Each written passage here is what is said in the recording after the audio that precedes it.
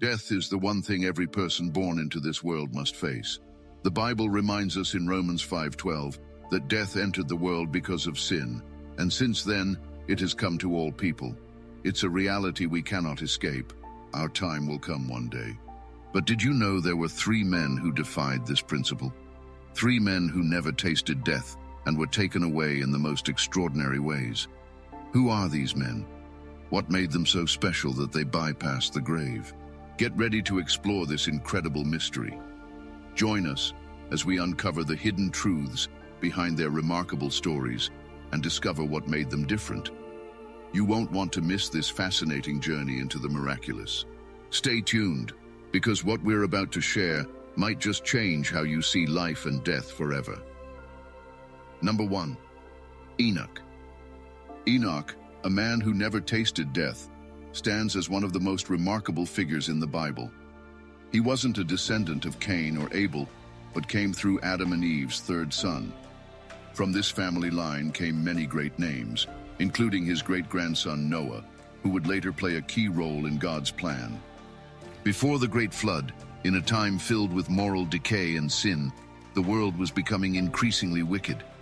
People's thoughts and actions were continuously evil, and humanity strayed far from its creator. Yet, in the midst of this darkness, one man stood as a beacon of righteousness: Enoch.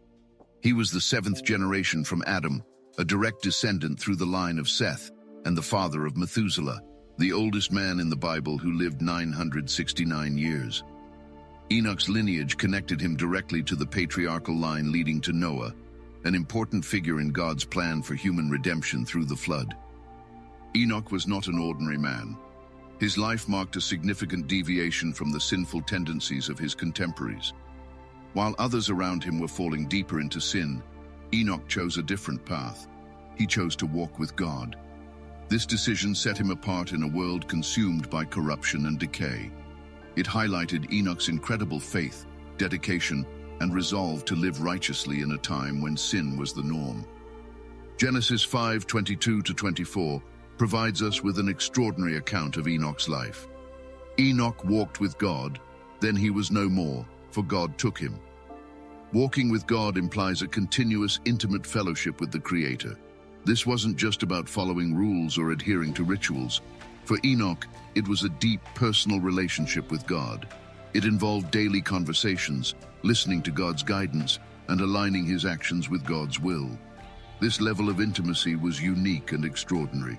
Enoch's life became a continuous journey of faith and devotion, where he prioritized God above all else. In those early days of humanity, lifespans were astonishingly long, centuries in fact, before God set the 120-year limit mentioned in Genesis 6:3. Yet, even among these long-lived individuals, Enoch's life was extraordinary. At 65, he became a father to Methuselah, but his true journey of faith began from that point onward, continuing for 365 years. His faith wasn't casual or distant. It was active, alive, and deeply pleasing to God. Enoch lived in complete harmony with God's will, a life of unwavering trust and obedience. The brevity of Enoch's account in Genesis has led to much speculation and elaboration in other ancient texts.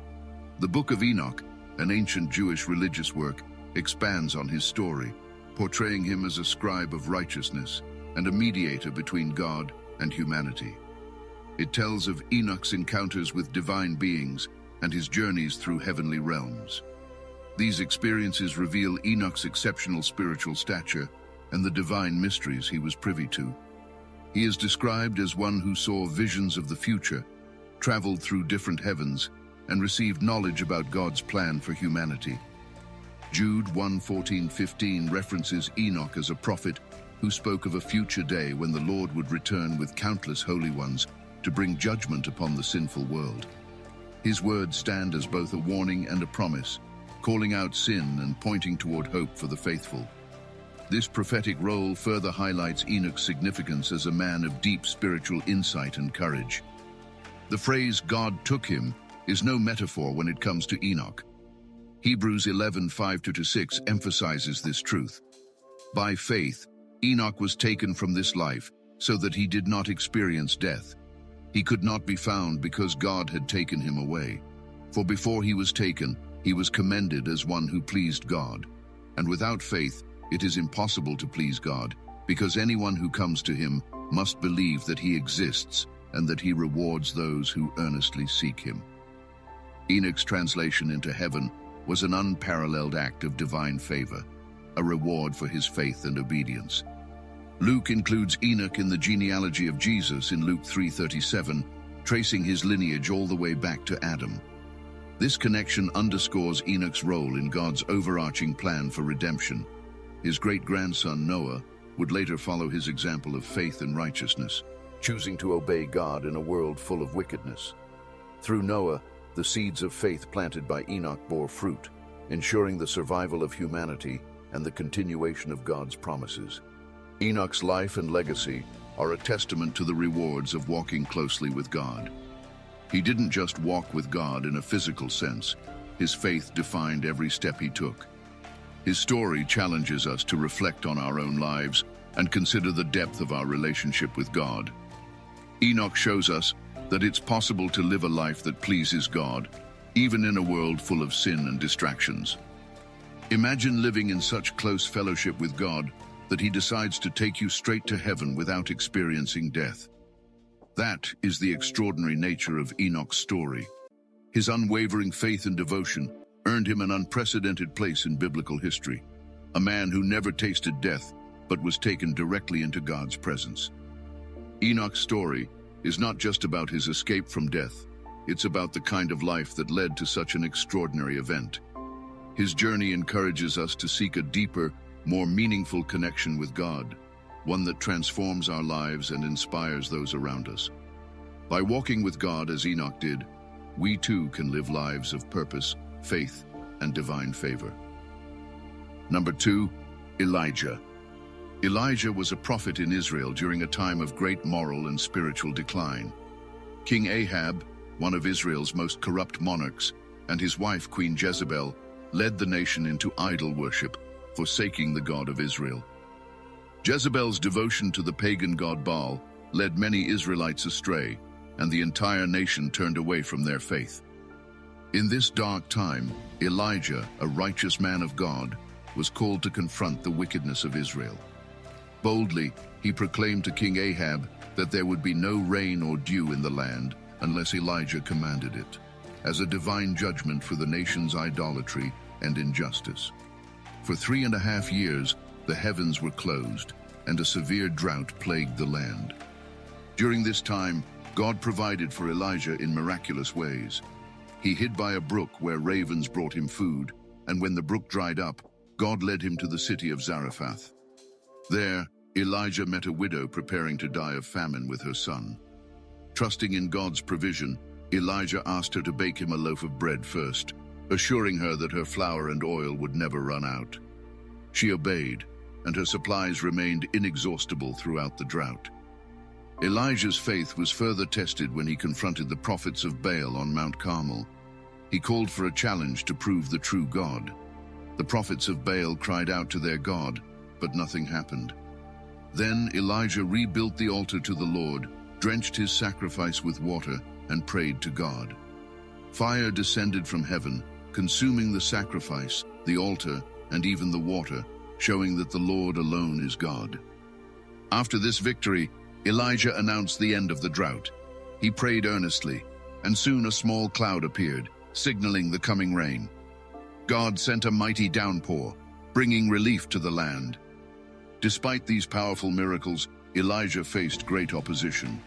Queen Jezebel sought to take his life, forcing him to flee into the wilderness. Exhausted, he prayed for death, but God sent an angel to provide food and water, restoring his strength. Elijah then traveled to Mount Horeb, where he had a profound encounter with God. In a quiet whisper, God spoke to Elijah, renewing his purpose and giving him instructions for the future.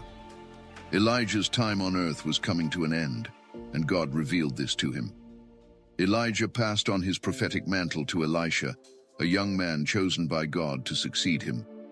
The two traveled together, eventually reaching the Jordan River. Elijah struck the water with his mantle, parting the river so they could cross on dry ground, As they walked, a chariot of fire, drawn by fiery horses, appeared, and Elijah was taken up to heaven in a whirlwind. Elisha, witnessing this miraculous event, picked up Elijah's mantle and returned to the river, parting the waters once again, demonstrating that God's Spirit had now passed to him. Elijah's departure was a powerful sign of God's ongoing work in Israel. Though Elijah did not experience death in the traditional sense, his legacy of faith, obedience, and boldness in the face of evil continued to inspire generations. His story marked a pivotal moment in Israel's history and paved the way for Elisha's ministry.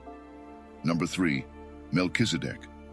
Melchizedek first appears in Genesis 14 during a time of war among ancient city-states in Canaan and Mesopotamia. Abraham's nephew Lot and his family were captured during these conflicts. When Abraham learned of this, he took 318 of his trained servants and pursued the captors, successfully rescuing Lot and his household. After Abraham's victorious return, Melchizedek suddenly appears in the narrative. Genesis 14:18-20 records that Melchizedek, described as the king of Salem and priest of God Most High, brought out bread and wine and blessed Abraham. He said, "Blessed be Abram by God Most High, maker of heaven and earth, and blessed be God Most High, who has delivered your enemies into your hand."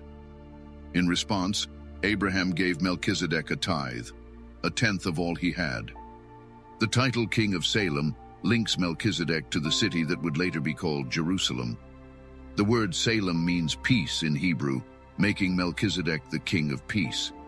His name also means King of Righteousness, further emphasizing his unique role. Melchizedek's story is referenced again in Psalm 110:4, where David, speaking prophetically about the Messiah, says, "The Lord has sworn and will not change his mind. You are a priest forever after the order of Melchizedek." This verse connects Melchizedek's priesthood to that of Jesus Christ, who is described as the eternal high priest in the New Testament. In Hebrews 6:19-20 and Hebrews 7, the author explains that Jesus, after his resurrection, holds the position of high priest forever in the order of Melchizedek. Unlike the Levitical priesthood, which was temporary and based on lineage, Melchizedek's priesthood, and thus Jesus' priesthood, is eternal and based on divine authority. One of the most puzzling aspects of Melchizedek is his lack of genealogy. Hebrews 7:3 states, "Melchizedek had no father or mother, and no record of his ancestors. He was never born, and he never died, but his life is like that of the Son of God, a priest forever." This has led some to believe that Melchizedek was not an ordinary human. Some scholars suggest that Melchizedek was a historical figure, a real king-priest whose story was preserved to teach about the eternal priesthood. Others believe he may have been a Christophany, an appearance of Christ in the Old Testament. They argue that his eternal qualities, his role as King of Peace and Righteousness, and his lack of genealogy point to a divine nature.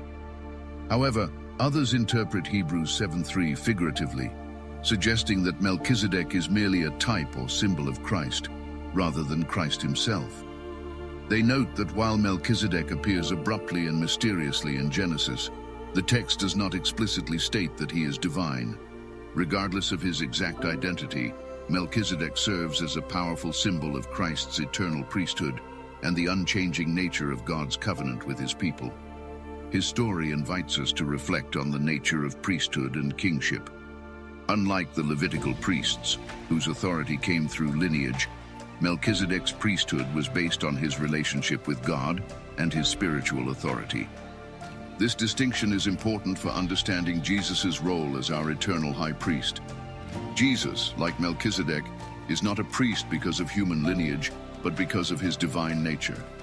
He offers eternal intercession and mediation between God and humanity, making